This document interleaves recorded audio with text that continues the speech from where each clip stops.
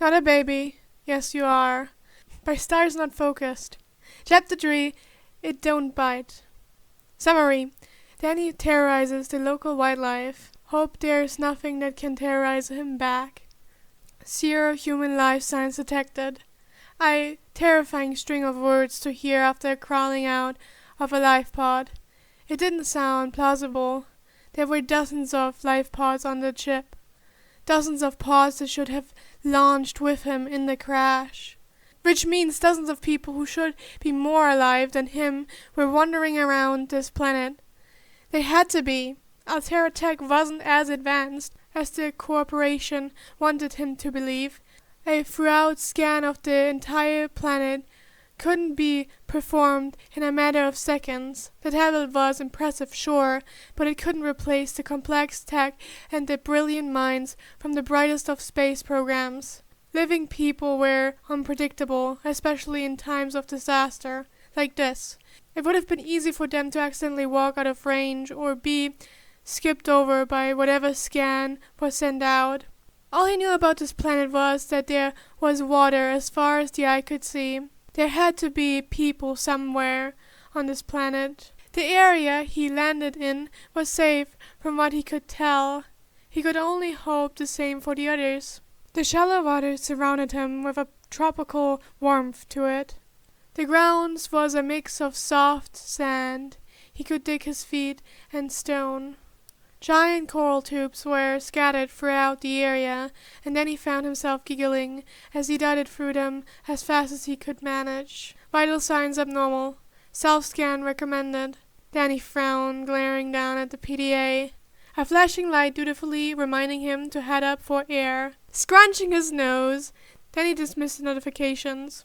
Notifications and reminders that would be life-saving for a normal human would be inaccurate and possibly harmful if you apply it to him. His body needed less oxygen, so his heart was slower. It made perfect sense to him, but it was very difficult to explain to a trained medical professional that he was just built differently, without exposing the existence of Hafa. Explaining his existence to the AI was a task he wasn't looking forward to. Maybe he should play along and pretend to be a dumb baby so he didn't have to. Explaining how he's still alive when his heart wasn't pumping anywhere close to the speed needed for his circulatory system to function. Maybe if he scanned himself like his PDA suggested, he'd get accurate medical information for once in his half-life. His semi-normal life was over the moment he melted into goo, and his grave was dug the moment the PDA noticed the irregularities. No harm in digging himself a deeper grave, right? Better to be comfy in your grave than fight to be tossed in a ditch. Swimming up to the surface, then he allowed himself to think deeply about his situation for the first time since landing on this rock.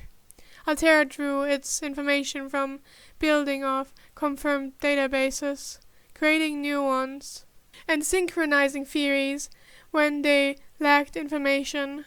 For all the GIYs and his parents' hard work, their research on ectoplasm and ectoentities didn't exist in any official database, outside of fairy tales and myths. To his PDA, ectoplasm was something they'd never seen before, something that they'd study without the BS of his parents or the GIW screwing the results. Chaz and his friends would still accept him no matter what conclusion the PDA drew on his existence.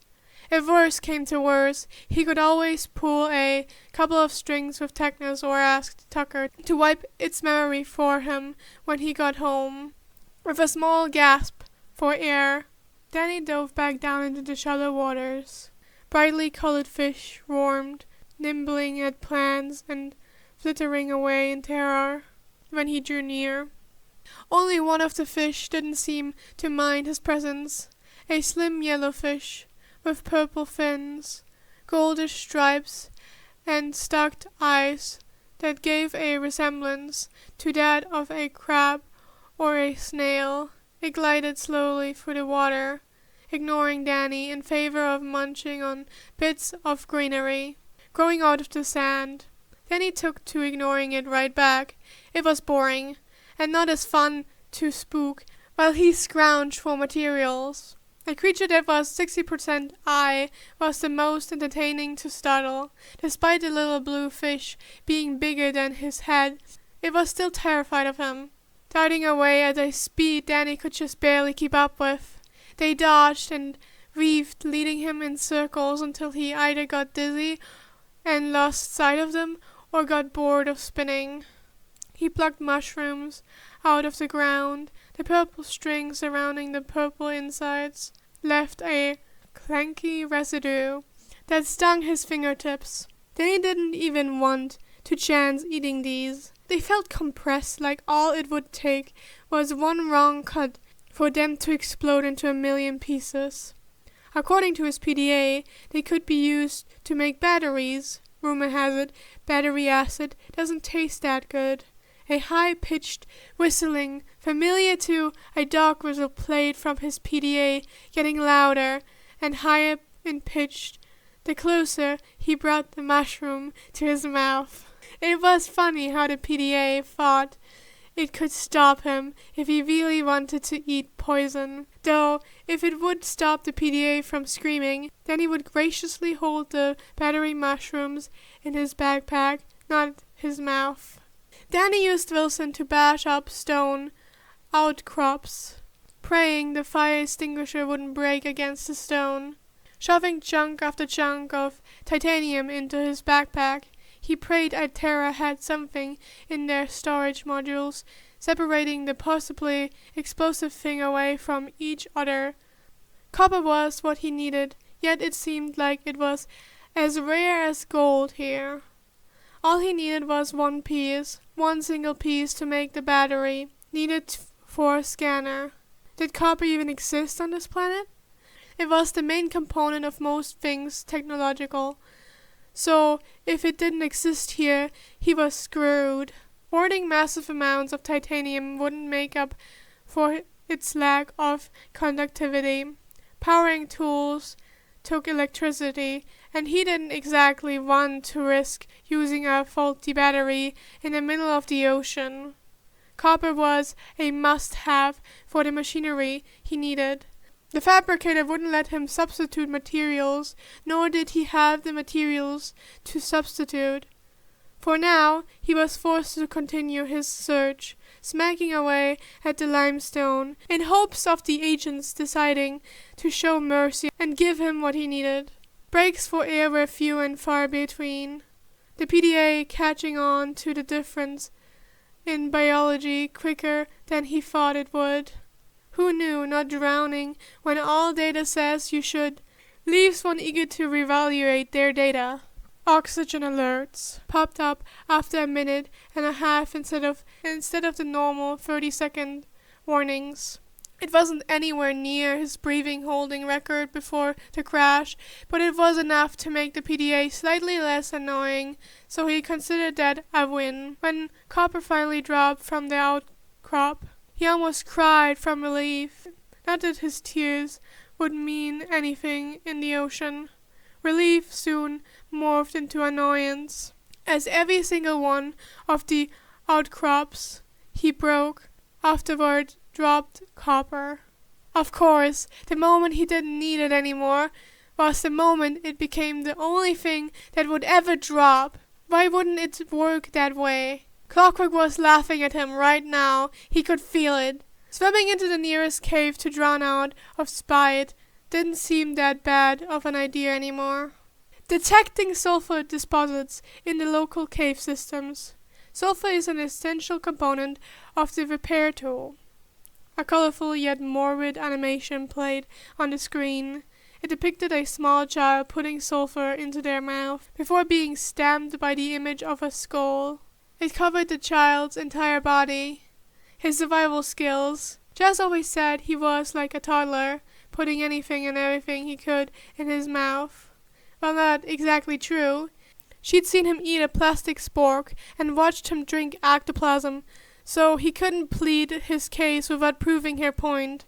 Eating random objects was one of his favorite ways to freak people out. A piercing shriek broke through his thoughts. It sounded like someone taking a wheezing breath when they had the flu, and it was rapidly approaching him. A flash of red entered his vision, and Danny only had time to make a brief eye contact with an alien that vaguely resembled a pufferfish before it exploded, sending a cloud of loose sand into the water. What the hell was that thing? It just self-destructed for no reason. There wasn't even time for him to get a good look at it before it exploded. It was like the fish took one look at Danny and decided a violent death by self-destruction was the only answer.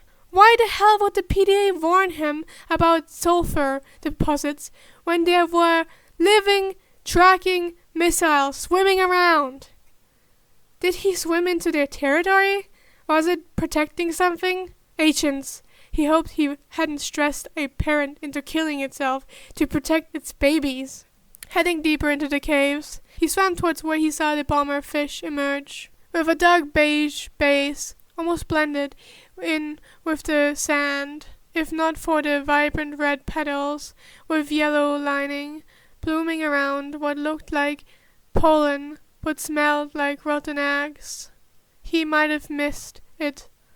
The pollen was brittle, crumbling into a powder-like state that shifted through his closed fist. It didn't take long for him to realize this pollen was actually one of the sulfur deposits he was warned about. A gurgle was heard, and he twirled around to face the noise.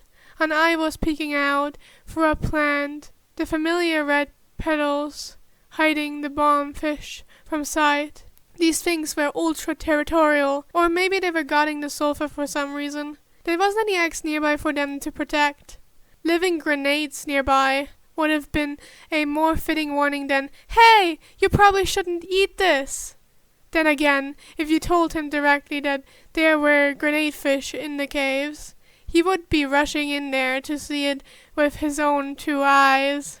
The whole point of a warning would be null if it unintentionally encouraged people to rush towards danger with the promise of seeing something cool. He kicked the sand, hiding behind the open sulfur plant, and waited for the agitated fish to go back into hiding. A cluster of mushrooms nearby illuminated his face as he carefully pocketed the sulfur. Fleeing the cave, he ignored the bomber fish's warning cry as he swam away fast enough to avoid triggering it. Now all he needed was to craft a battery for the scanner. Silicon rubber could be made with something called a creepvine seed cluster. Creepvine sounded like a plant your camp counselor would warn you about before going on a nature hike. Something that would give you ugly rashes when you inevitably stumble into a patch of it. The PDA showed him what the material he needed looked like, but not where they were found. Creepvine seed clusters were bulbous yellow seeds that, as the name suggested, grew in clusters. It was just his luck that the thing he needed wasn't in the shallows. In fact, it was located in one of the places he'd been avoiding. Bordering the shallows, tall stalks of kelp grew so tall it almost breached the surface, and dense enough that to classify as a forest, or at least the ocean equivalent of a forest. The seed clusters were bioluminescent, glowing off certain kelp stalks, while others remained seedless. The glowing bulbs illuminated chunks of what he could only assume were pieces of the aurora. A creature long and sleek, with jagged teeth, lurked in the green-tinted waters, watching, waiting, and ready to strike the moment its prey wandered from the safety of the shallows. Often it snatched up pieces of metal, thrashing around with it like an alligator with its prey. Sometimes it wandered to the shallows, drawn in by the metallic sheen of scrap and scattered storage crates, or lured by dozens of variably colored fish that flourished in the shallows. They never stayed for long, perhaps on instinctual knowledge that scaring prey into migrating elsewhere wouldn't be good for its survival. Picking off stranglers and hunting occasionally was much easier than having to hunt down your prey's new breeding ground whenever you wanted to eat. While their trips to the shallows were short, he didn't trust a particularly tasty-looking prey wouldn't give them the confidence to venture farther into the shallows. There was no way of knowing a metal muncher wouldn't stalk him back to the shallows if they saw him on his little errand. No way of telling if their interest in metal was limited to just scraps. The fabricator was his only lifeline right now, his only hope for tools and drinkable water, a fabricator that was built into the wall of a lifepod made primarily of metal that would look oh so tasty to a jagged-toothed alligator with a craving for titanium. There were a lot of things he wanted to do on an alien planet, but he didn't want to swim into the home of the metal-munching monsters. It was much safer to stay here, where the only real threat was a living grenade with territorial issues, and the gas mask manatee. The metal muncher was gigantic, and Danny was the perfect bite-sized snack. Most of the tasty-looking fish are smaller than he is, and all Danny had to defend himself was a fire extinguisher and ice powers with the effectiveness of a slushy machine. He'd be the appetizer to tide them over before the main course of a life pod slightly jarred. Impulsiveness and an apparent lack of self-preservation were what he was known for by his community, but contrary to popular belief, then he didn't want to die. Back home, he had the strength to hold his own against the attacking ghosts and the friends to back him up when brute force and bullshittery failed. Now he had neither.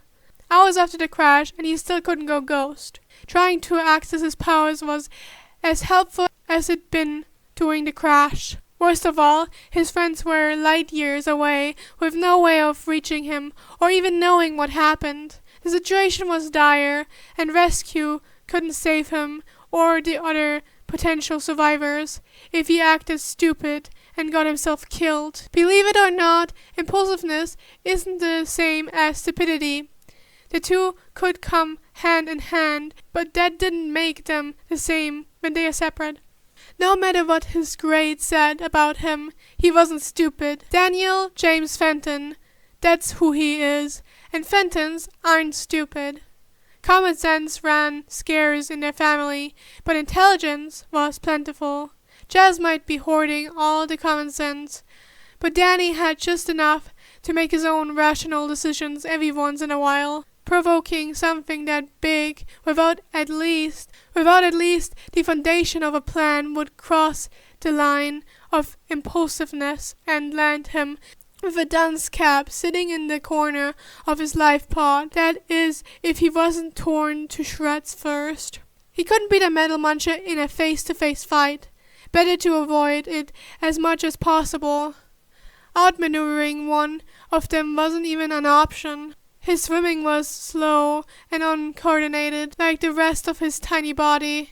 At least stealth would be easier for him like this. The kelp twirled into itself, an easy place to hide. Hiding wouldn't help if they smelled him. The gator's snout was long enough to snatch him out of any hiding spot he found. What he needed was something to defend himself. But unfortunately, the only weapon he was allowed to fabricate required silicone rubber to make. So unless he wanted to blunt force one of them to death with a fire extinguisher, his wit was his only other weapon. Metal munchers seemed to get distracted easily. Diverting their attention from him would be an easy task if he could spare some titanium or catch some of the smaller, slower fish. He could sneak through the kelp forests, mostly unbothered. Offering food was the safer bet. Carrying around a chunk of metal would slow him down and give the overgrown gators a chance to eat him and his peace offering. Then he chased down fish, snatching up the slower ones in his little hands. They slipped out of his grasp often. His dull nails did nothing to keep the fish from squirming out of his grasp. Sharpened canines, although small, did great work to puncture and kill whatever unfortunate creature he caught in his maw. It tasted terrible, but what more could you expect of holding a raw fish in your mouth, with a dead fish in his hand? He surfaced for one long gasp of air before delving into the kelp forests. Hope the metal muncher didn't prefer live feedings. Life on this planet grows in distinct and diverse ecological biomes. Further study recommended.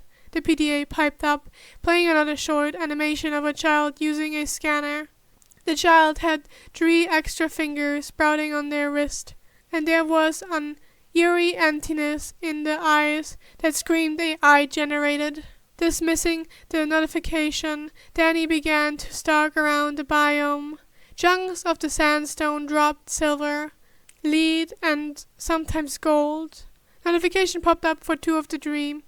Blue lights flashed in his face, and Danny had to duck away, hiding inside the curling vines of kelp. The PDA instructed him on handling lead, including the usual warning of, "Don't eat it," given whenever he picked up anything that wasn't a fish. It wasn't his fault that rocks looked so tasty. The only rock he actually put in his mouth turned out to be salt. Give him a break. A pain in his gums made the concept of chewing on things he wasn't supposed to more appealing than it was. A loud shriek erupted, so loud it made his ears ring. Gnashing teeth and dilated pupils stared back at him through the creep vine. With a scream, Danny chucked a fish at the creature's face, hitting it square in the jaw. Shoving as many seed clusters into his backpack, Danny swam as fast as he could towards the shallows. An indignant shriek of a gator, no longer distracted by its snack, rang out behind him, motivating him to swim faster. His lifeboat was in sight, so close yet so far away.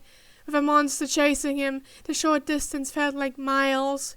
Fish scattered in all directions at the side of his pursuer, distracting the gator just long enough for him to climb the ladder to the top of his lifepod. Air burned his lungs, adrenaline rushing through his veins as he stared intently at the retreating form of the metal muncher. The PDA was talking to him.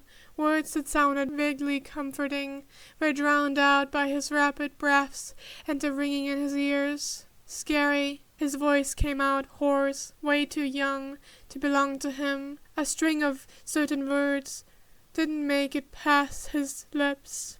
He didn't know what he was calling scary specifically. Everything that happened in the past 24 hours was terrifying. From the crash to the feeling of helplessness he got from being shrunk and hunted. The sky was darkening soon. The only light he'd have would be from the flames, raving the Aurora. Another terrifying thought. The Aurora was a tough ship. What could have possibly caused that much damage? When Danny was recruited, the ship was hyped up as unbreakable, a perfect example of mankind's brilliance. It wasn't negligence or a maintenance error. The ship was fine before entering this solar system. With his dual obsession, he should have been at his strongest. It couldn't be a coincidence that his powers went kaput the exact moment the Aurora crashes. Something was fishy here, and it wasn't just the living grenades. The top hatch was heavy and difficult to open. An airtight seal, just like the bottom hatch, did more to keep him out than it could with any water. It'd be a lie to say the hiss of air that escaped when it opened wasn't satisfying if he wanted to investigate further. He needed to repair his life pod. He watched in awe as the fabricator took things from his backpack and turned them into something else.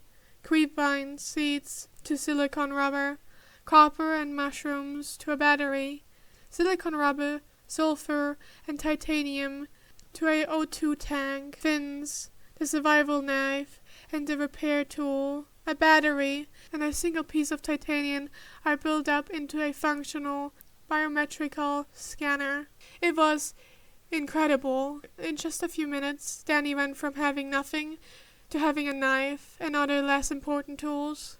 If things stayed this easy, he'd be ready to fight a minor deity in a matter of days. A barrage of PDA messages hit him, all somewhat snarky. Congratulations for crafting, but Danny couldn't care less. His focus was fixed on repairing all the sparking bits and blobs of the life pod.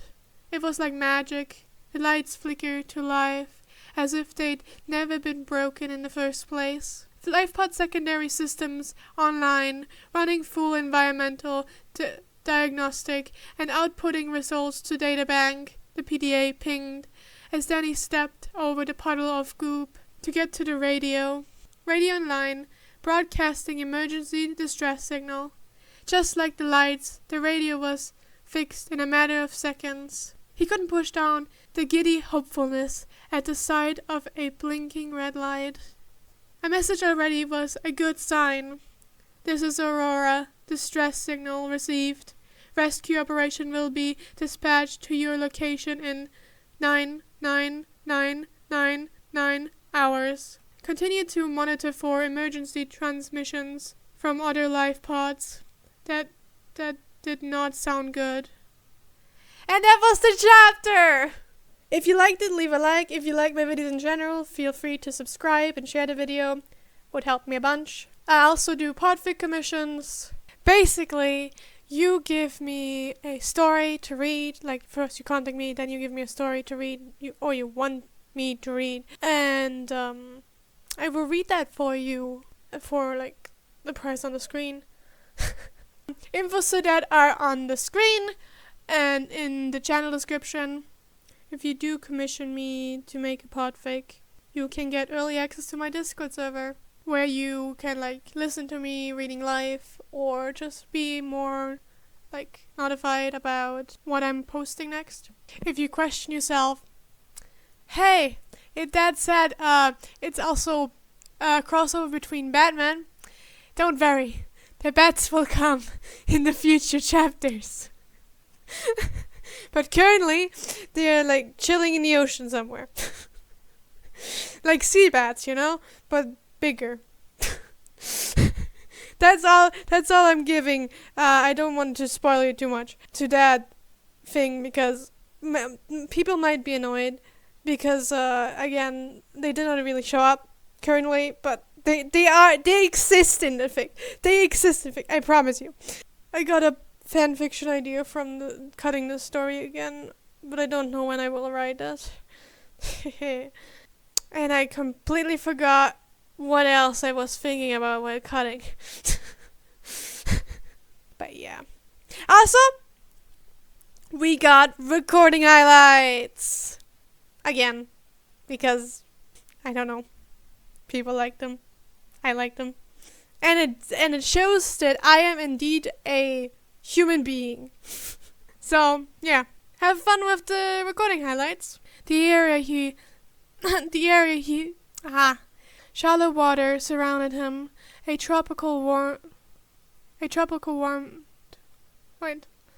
shallow water surrounded him. A tropical warmth to it. A flashing light dutifully reminding him to head up for scrunching his nose. Danny dismissed. Okay. His body needed less oxygen,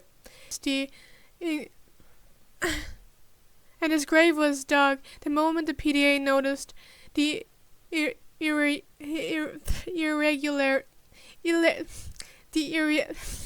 irregularities and synchronizing furious squeaking. I'm gonna check it. Screwing, okay. For a small gasp of air. No. Danny drove back down into the shallow waters. when he only sorry, growing out of the salad while he scrounged. No, Scrounged. it is scrounged. Dun dun dun. They felt. Danny used Wilson to bash. Danny used Wilson to bash up some. Danny used Wilson to bash up stones. No. Sloughing. I'm gonna check. Shoving. Shoving.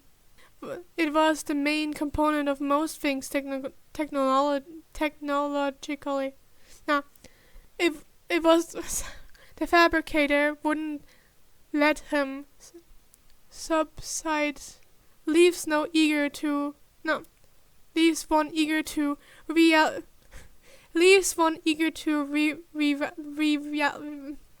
reevaluate.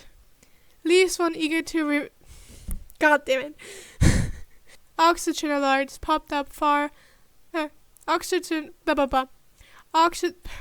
oxygen alerts the normal 30 seconds instead of the normal swimming into the nearest cave to drown.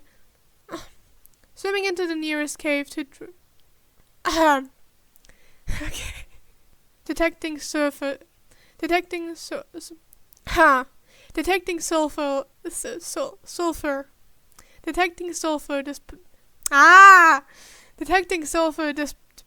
deposits. Detecting sulfur She'd seen him eat a plastic spork. She'd seen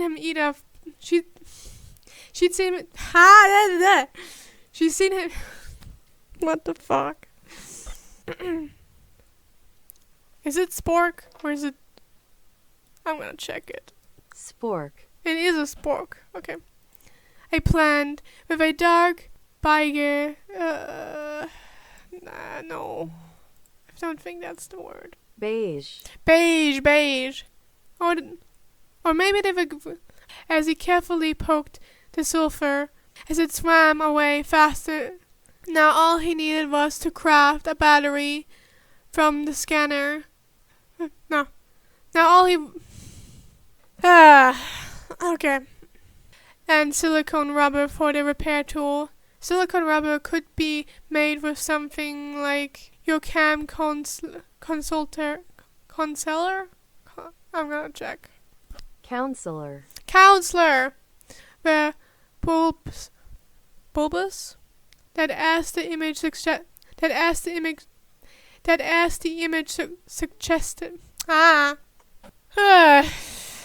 Sorry. That as the image, or at least the ocean equipment, or the picking of stranglers. But he didn't want to swim into her.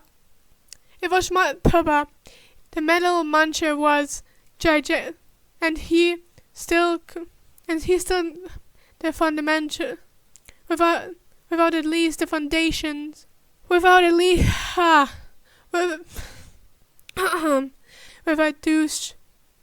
a douche cap sitting. No, is it douche? I don't know. Dunce was long enough to catch some of the smaller slow, or catch some of the slow. God damn it! And give the overgrown alligators a chance to eat him and his and give the overgrown sharpened canines,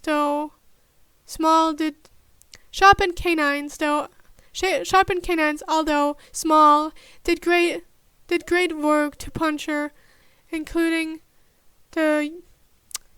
How long is this? God damn it! I'm gonna take a break. Goshing. I think it's goshing. Gnoshing. Is it goshing or gnoshing? Gnashing. Okay. With a scream, Danny chuckled, showing as many sea clusters, an indignant shriek of a alligator. No, an indignant shriek of a gator, no longer distracted by its tasty. An indignant shriek of an. God damn it. He didn't know what he was calling scary spits to a congratulating radio online broadcast. Enjoy the rest of your time and see you next time.